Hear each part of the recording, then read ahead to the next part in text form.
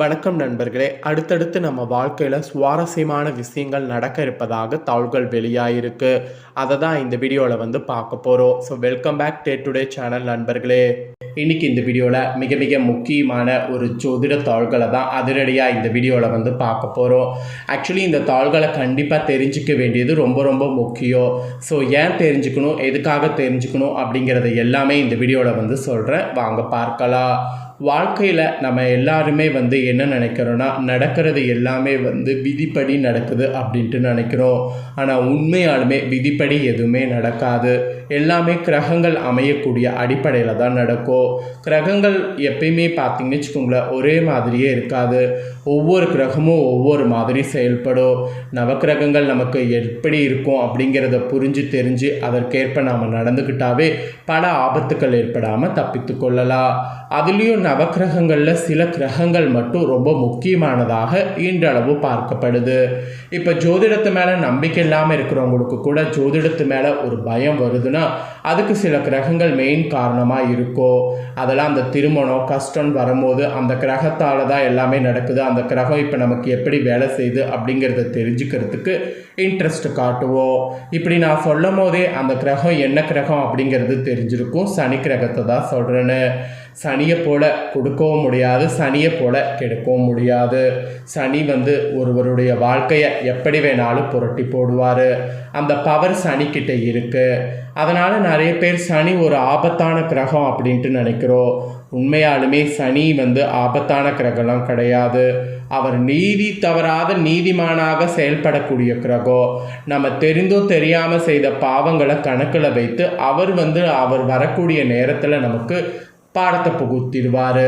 அதனால் சனியை நீங்கள் கெட்டவர்னு நினைக்க வேண்டாம்.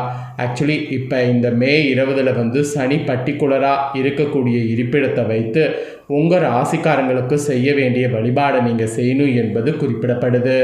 ஸோ என்ன வழிபாடு செய்யணுங்கிறது தான் இந்த வீடியோவில் ரிஷப ராசிக்காரங்களுக்கு சொல்ல போகிறேன். நீங்கள் ரிஷப ராசிக்காரங்களாக இருந்தீங்கன்னா வீடியோ பாருங்கள், உங்களுக்கு என்ன பலன் கிடைக்கும் அப்படிங்கிறத தெரிஞ்சுக்குங்க. பரிகாரமும் என்ன செய்யணுங்கிறத தெரிஞ்சுக்குங்க.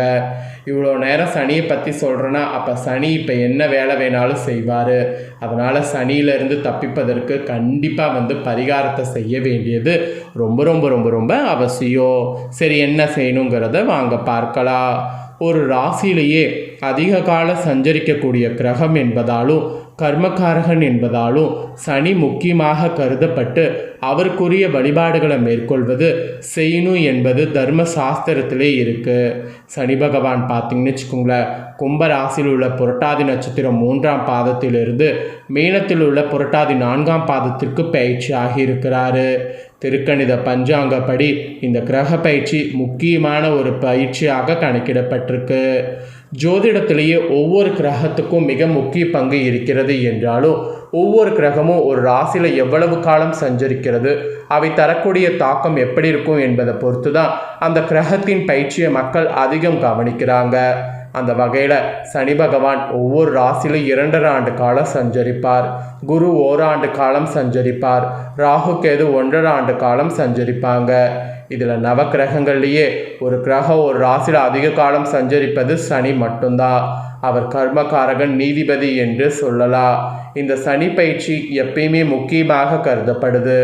ஜோதிடத்தில் நம்பிக்கை இருந்தாலும் இல்லாமல் இருந்தாலும் சனி பயிற்சி கவனித்து உரிய வழிபாடுகளை மேற்கொள்வது கண்டிப்பாக எல்லாருமே பண்ணுவோம்.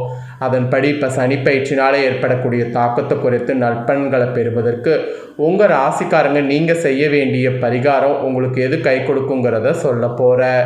ஸோ ரிஷப ராசிக்காரங்க இந்த மே 20 இல்லைனா மே 20க்குள்ளே திருப்பதி சென்று பெருமாளை தரிசனம் செய்வது சிறந்த பலனை தரும்.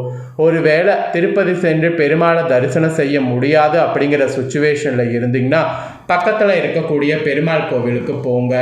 அதுவும் நின்ற கோலத்தில் இருக்கக்கூடிய பெருமாள் கோவிலுக்கு போங்க. அங்கே போனீங்கன்னாவே நீங்கள் திருப்பதி ஏழுமலையான் கோவிலுக்கு போன புண்ணியம் உங்களுக்கு கிடைக்கும். ஆனால் இப்போ சனியுடைய பிடியிலிருந்து தப்பிப்பதற்கு நீங்கள் செய்ய வேண்டிய பரிகாரம் இதுதான். அதனால் இந்த பரிகாரத்தை மறக்காமல் செய்து பயன்பெறுங்க. இப்போ தான் உங்களுக்கு மெயின் விஷயமே, உங்களுக்கு என்ன நடக்கும் அப்படிங்கிற பலன்களை குறிப்பிட போகிறேன். ஸோ என்ன நடக்கும் அப்படிங்கிற பலன்களை ரிஷபராசி நேயர்கள் தெளிவாக இந்த வீடியோவில் தெரிஞ்சுக்குங்க. பிரபவ வருடம் ஆரம்பித்த இந்த மே மாதம் 20 கிரகநிலைகளை ஆராய்ந்து பார்க்கும் பொழுது உங்கள் ராசிநாதன் சுக்கிரன் உங்கள் ராசியிலே சஞ்சரிக்க போகிறார். அவரோடு புதன் சூரியன் ஆகிய கிரகங்களும் இணைகிறாங்க.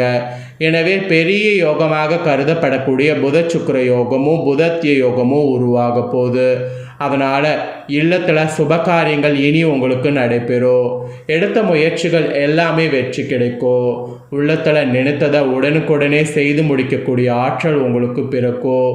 உங்களுக்கான பதவி உயர்வு ஊதிய உயர்வு கிடைக்க வாய்ப்பு இருக்குது. அதோடு பல நாட்களாக எதிர்த்து பார்த்து காத்திருந்த காரியங்கள் அனைத்தும் நடைபெறக்கூடிய நேரம் இது.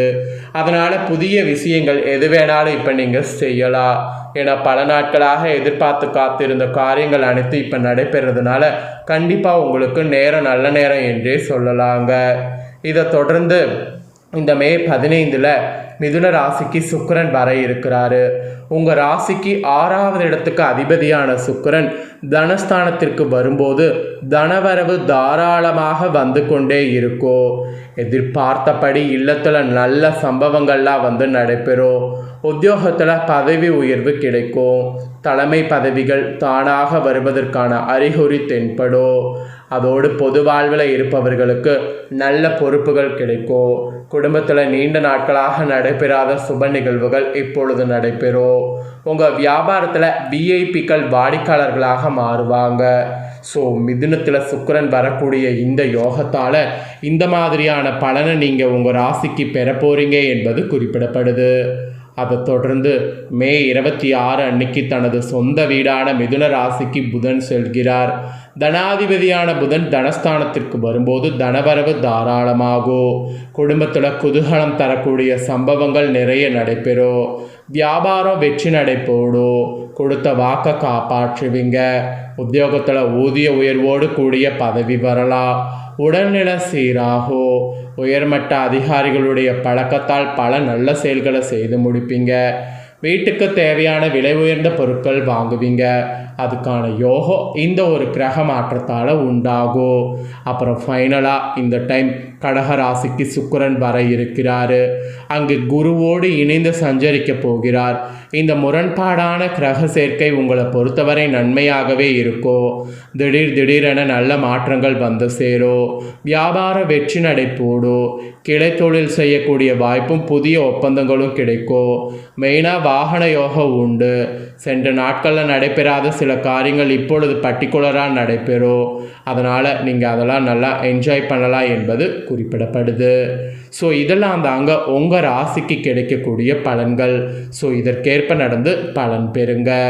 என்ன நண்பர்களே, உங்கள் வாழ்க்கையில் என்ன நடக்கும் அப்படிங்கிறத தெரிஞ்சுக்கிட்டீங்களா? இதற்கேற்ப நடந்து இனி வரக்கூடிய நாட்கள் பயன்பெறுங்க. இதை உங்கள் ஃப்ரெண்ட்ஸ் ஃபேமிலிக்கும் ஷேர் பண்ணுங்கள். அவங்களும் இதே போல் என்ன நடக்கும் அப்படிங்கிறத தெரிஞ்சு பயன்பெறட்டும். நெக்ஸ்ட்டு நம்ம சேனலில் நிறைய அப்டேட்டான தகவல்கள் வரும். அதை எல்லாமே தெரிந்து கொள்ள சேனலை சப்ஸ்கிரைப் பண்ணுங்கள். கூட பெல் பண்ண ப்ரெஸ் பண்ணுங்கள். சுவாரஸ்யமாக வேறொரு வீடியோவில் வந்து உங்களை சந்திக்கிறேன்.